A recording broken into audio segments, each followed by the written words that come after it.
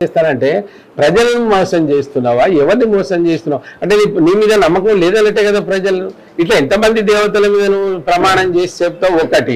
రెండవది ఇంకోటి అనుకున్నాడు నిన్న మొన్నటి నుంచి, భారతీయ జనతా పార్టీ అధికారంలోకి వస్తే రిజర్వేషన్ తీసేస్తారట. ఇది ఏంటి రేవంత్ రెడ్డి గారు? ఎందుకు మీరు ఎస్సీ ఎస్టీల మనోభావాలు, ఓబీసీల మనోభావాలు దెబ్బతీసినట్టు మాట్లాడుతున్నారు? అంటే ఈ రాజ్యాంగము నువ్వు, మీ తాత, మీ ముత్తాతలు, మీ మీ మీ హక్కులా ఇవి? ఈ రాజ్యాంగం అనేది ఏందో చదువుకున్నారు, ఏం చదువుకున్నారు మీరు? ఎందుకు మాట్లాడుతున్నారు ఈ విధంగా? రాజ్యాంగం ఎవరికి ఇచ్చింది? మేమే మనుషులమే కదా. 30% ఎస్సీ ఎస్టీలు ఉంటే నువ్వు ఈ 30% ఎస్సీ ఎస్టీలు రిజర్వేషన్ తీసేస్తే ఏం చేస్తారు అనుకుంటున్నావు? ఏం చేయాలి? మేము చేతులు కట్టుకొని కూర్చుంటామా?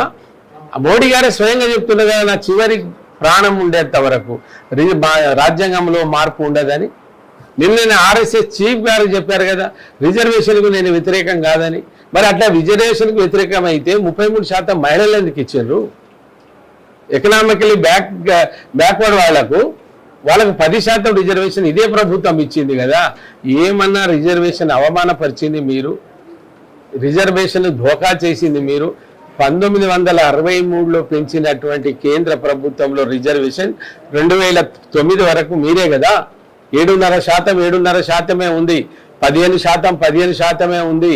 ఆ విధమైనటువంటి మోసం రిజర్వేషన్ ఎస్సీ ఎస్టీలను మోసం చేసిన మీరు ఒక అద్భుతమైనటువంటి పాలన అందిస్తున్నటువంటి మోడీ గారికి నేను మర్యాదగా చెప్తా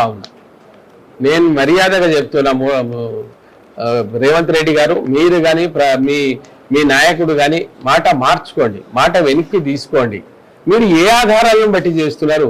ఎస్సీ ఎస్టీలు కేసు పెట్టే పరిస్థితి తెచ్చుకోకండి. ఎస్సీ ఎస్టీలను కించపరిస్తే వాళ్లకు ఈ రాజ్యాంగం అవకాశం ఇచ్చింది.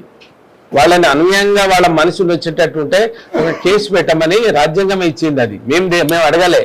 మరి ఆ కేసుకు మీరు బలిగా దలుచుకున్నారా? రిజర్వేషన్ ఎందుకు ఎత్తుకుంటున్నావు? ఆధారాలు ఏమున్నాయో చెప్పు. ఎవరైనా మాట్లాడితే చెప్పు. ఎవరైనా వ్యక్తిగతంగా మాట్లాడితే దాన్ని ఎవరో పార్టీ ఉండదు. పార్టీ అధ్యక్షుడు మాట్లాడితేనే దానికి విలువ ఉంటుంది. ఎవరో ఉంటే సస్పెండ్ చేస్తారు, ఇంకెవరో ఉంటే ఏదో మాట్లాడతారు. కానీ మీరు రిజర్వేషన్ ఎత్తుకోవడం, నువ్వు ఇచ్చినటువంటి హామీలను నెరవేర్చు, నీ గౌరవం కాపాడుకో. ఏం గౌరవం ఉంది ఇప్పుడు నీకు? 3 నెలలనే ముచ్చెమటలు పట్టించి వ్యవసాయ రంగాన్ని ధ్వంసం చేస్తారు. ప్రజల దగ్గర మీ మన్ననాలు పొందలేకపోతున్నారు. మళ్ళీ ఇటువంటి వాళ్ళని మీరు పార్లమెంటుకి పంపించి ఏం చేస్తారో ఒకసారి ఆలోచించండి. మీరు రిజర్వేషన్ మీద మీరు మీ అభిప్రాయాన్ని స్పష్టంగా చెప్పండి. తప్పును ఒప్పుకోమని కోరుతూ ముగిస్తా ఉన్నాను.